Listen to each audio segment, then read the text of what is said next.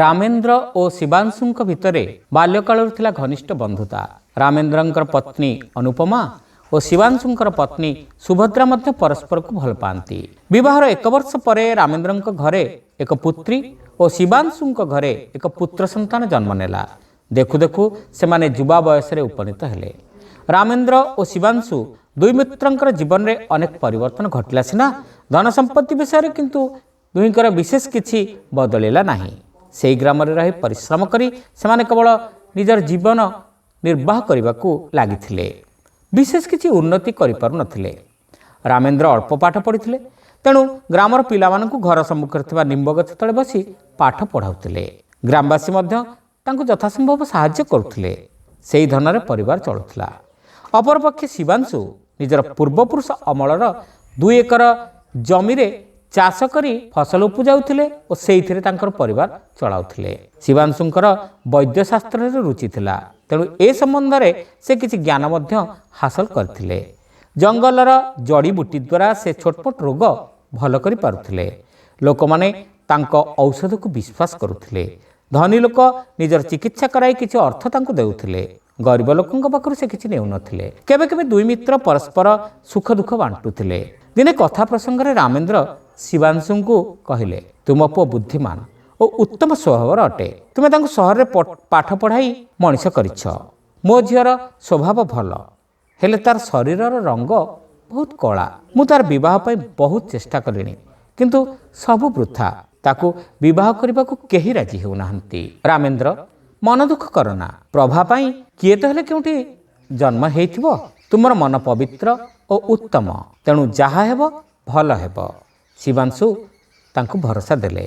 ଏହି ସମୟରେ ଖବର ଆସିଲା ଯେ ଗ୍ରାମର ମୁଖିଆ ସିଡ଼ିରୁ ଖସିପଡ଼ି ଜଖମ ହୋଇଯାଇଛନ୍ତି ଏବଂ ତୁରନ୍ତ ଶିବାଂଶୁଙ୍କୁ ସେଠାରେ ପହଞ୍ଚିବା ପାଇଁ ଲୋକ ପଠାଇଛନ୍ତି। ଶିବାଂଶୁ ତରବର ହୋଇ ବାହାରିଗଲେ।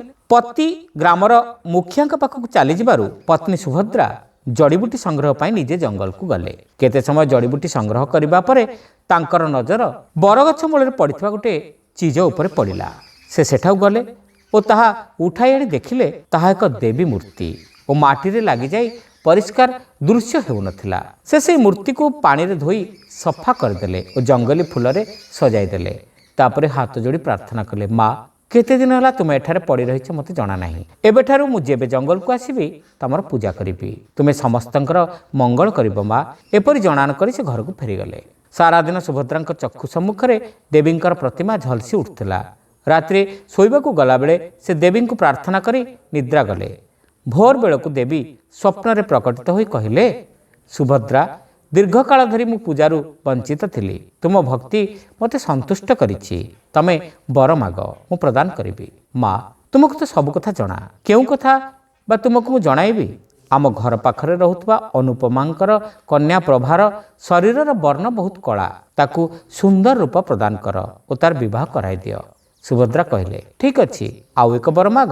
ଦେବୀ କହିଲେ, ମା, ମୋ ପ୍ରତି ତୁମର ଅନୁକମ୍ପା ସର୍ବଦା ରହିଥାଉ। ସୁଭଦ୍ରା ପ୍ରଣାମ ଜଣାଇଲେ। ତେବେ ଶୁଣ, ଜଙ୍ଗଲରେ ମୋର ମୂର୍ତ୍ତିର ଉତ୍ତର ଦିଗକୁ ଗଲେ ହଳଦିଆ ରଙ୍ଗର ଫୁଲ ଫୁଟିଥିବା ଗୋଟିଏ ଲତା ଦେଖିବାକୁ ପାଇବ। ସେହି ଫୁଲରେ ଦୁଧ ମିଶାଇ ସେହି କନ୍ୟାକୁ 5 ଦିନ ପିଇବାକୁ ଦେବ। ତୁମର ମନୋକାମନା ପୂରଣ ହେବ। ଏହା କହି ଦେବୀ ଅଦୃଶ୍ୟ ହୋଇଗଲେ। ସୁଭଦ୍ରା ଚମକି ପଡ଼ି ନିଦରୁ ଉଠିଲେ ଓ ଦେବୀଙ୍କୁ ପ୍ରଣାମ ଜଣାଇଲେ। ସେ ଶିବାଂଶୁଙ୍କୁ ନିଜର ସ୍ୱପ୍ନ ବିଷୟରେ କହିଲେ। ଦୁହେଁ ଜଙ୍ଗଲକୁ ଗଲେ ଓ ଦେବୀଙ୍କ ନିର୍ଦ୍ଦେଶ ଅନୁସାରେ ହଳଦିଆ ଫୁଲ ତୋଳି ଆଣିଲେ। ତାକୁ ଦୁଧରେ ମିଶାଇ ରାମେନ୍ଦ୍ରଙ୍କର ପୁତ୍ରୀ ପ୍ରଭାକୁ ପିଇବାକୁ ଦେଲେ। ଏପରି 5 ଦିନ କରିବା ପରେ ଶରୀରର ରଙ୍ଗ ତୋଫା ହୋଇଆସିଲା। ସେ ମଧ୍ୟ ବହୁତ ସୁନ୍ଦର ଓ ଆକର୍ଷଣୀୟ ଦିଶିଲା। ତାର ପିତାମାତାଙ୍କର ଆନନ୍ଦର ସୀମା ରହିଲା ନାହିଁ। ଅନୁପମା କୃତଜ୍ଞତା ପୂର୍ବକ ସୁଭଦ୍ରାଙ୍କ ହାତ ଧରି ପକାଇ କହିଲେ, ଆମେ 2 ଜଣ ତୁମ ପାଖରେ ସର୍ବଦା ଋଣୀ ରହିବୁ। ସୁଭଦ୍ରା କହିଲେ, ଏହା ସବୁ ଦେବୀଙ୍କର ମହିମା। ପ୍ରଭାର ସୌନ୍ଦର୍ଯ୍ୟ ସମ୍ପର୍କରେ ଲୋକମାନେ ଜାଣିପାରିଲେ। ଅନେକ ଜାଗାରୁ ବିବାହ ପ୍ରସ୍ତାବ ଆସିଲା। ନିକଟସ୍ଥ ସହରର ଜଣେ ବେପାରୀ 1 ଲକ୍ଷ ଟଙ୍କା ଦେଇ ନିଜର ପୁତ୍ର ସହିତ ପ୍ରଭାର ବିବାହ କରାଇ ଦେବାକୁ ମନ ବଳାଇଲେ। ରାମେନ୍ଦ୍ର ଏତେ ପ୍ରସ୍ତାବ ମଧ୍ୟରେ କେଉଁଠି ଗ୍ରହଣ କରିବେ ଦ୍ୱନ୍ଦ୍ୱରେ ପଡ଼ିଗଲେ। ପ୍ରଭା ପିତାଙ୍କର ମନୋଭାବ ଜାଣିପାରିଲା ଓ ତାଙ୍କୁ କହିଲା, ବାପା, ସହରରେ ରହୁଥିବା ଶିବାଂଶୁ ମଉସାଙ୍କ ପୁଅ ହିତେଶକୁ ପ୍ରଥମେ ପଚାରି ଦେଖନ୍ତୁ। ସେ ମୋତେ ବିବାହ କରିବାକୁ ରାଜି ଅଛନ୍ତି କି ନାହିଁ, ତାପରେ ଅନ୍ୟ ପ୍ରସ୍ତାବ କଥା ବିଚାର କରିବେ। ରାମେନ୍ଦ୍ରଙ୍କୁ କନ୍ୟାର ଏହି କଥା ଠିକ୍ ଲାଗିଲା ନାହିଁ। ଏହା ଲକ୍ଷ୍ୟ କରି ପ୍ରଭା କହିଲା, ମୋତେ ଏହି ସୁନ୍ଦର ଚେହେରା ସୁଭଦ୍ରା ମାଉସୀଙ୍କ ଯୋଗୁଁ ମିଳିପାରିଛି। ଧନ ଆଶାରେ ଏହି ସତ୍ୟକୁ ଭୁଲିଯିବା ଠିକ୍ ହେବ ନାହିଁ। କନ୍ୟାର କଥା ଶୁଣି ରାମେନ୍ଦ୍ର ନିଜର ଭୁଲ ବୁଝିପାରିଲେ। ଝିଅ, ତୁମର ଆଖି ଖୋଲିଦେଲୁ। ସେ ସ୍ନେହରେ ଝିଅର ମଥା ଉପରେ ହାତ ରଖିଲେ।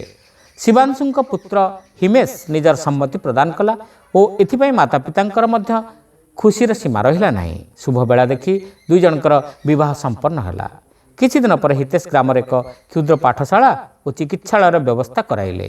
ପତି ପତ୍ନୀ ଦୁହେଁ ମିଶି ଏହାକୁ ପରିଚାଳନା କଲେ। ଶ୍ରୋତାବନ୍ଧୁ, ଗପଟି ଆପଣମାନଙ୍କୁ କେମିତି ଲାଗିଲା କମେଣ୍ଟ କରି ନିଶ୍ଚିତ ଜଣାଇବେ। ଆପଣମାନେ ଚ୍ୟାନେଲରେ ନୂଆ ହୋଇଥିଲେ ସବସ୍କ୍ରାଇବ୍ କରିବାକୁ ଭୁଲିବେ ନାହିଁ। ରହିଲୁ, ନମସ୍କାର।